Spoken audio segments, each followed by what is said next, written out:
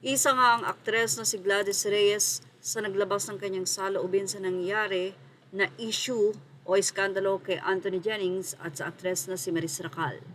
Mula sa naging update ng Facebook page celebrity site, Gladys Reyes pabor sa ikalawang pagkakataon para sa Mathon Love Team.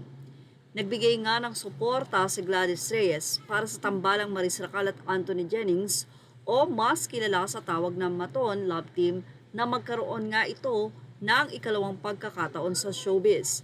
Sa naging isang episode ng programang Kismosa na mapapanood sa TV5, ibinahagi ni Gladys ang kanyang paghanga kay Maris bilang isang magaling na aktres. Ayon sa kanya, hindi matatawaran ang talento ni Maris Racal at Anthony, kaya't nararapat lamang na bigyan ang dalawang ito ng panibagong pagkakataon at mga proyekto.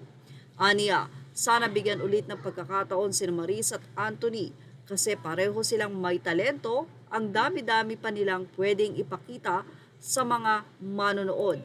Yan ang naging pahayag at pagsuporta ni Gladys Reyes.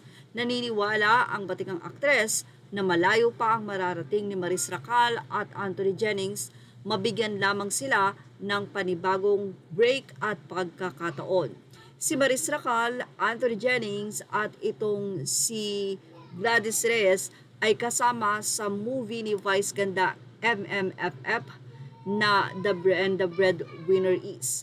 Bali-balita rin na di umano ay lalabas na muli o magpapakita muli sila Anthony Jennings at Maris Racal matapos ang kontrobersya ay makikita nga daw ang dalawa sa ASAP sa December 29 kung saan ay magpo-promote sila ng movie kasama sila ang The Breadwinner Is. Marami naman na ang nag-aabang kung may katotohanan ba ang balitang ito na makikita na nga sina Anthony at Maris Racal muli sa kauna-unahang pagkakataon na magkasama.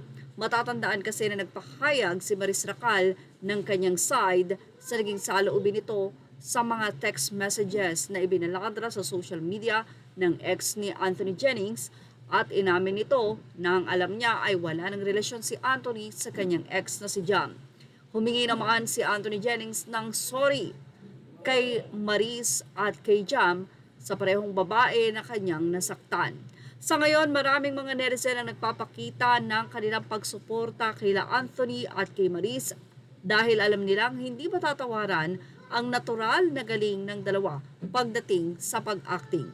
Yan ang ating showbiz snap update. Thank you for watching. Images are all credit to the rightful owners. Please like, share, and subscribe.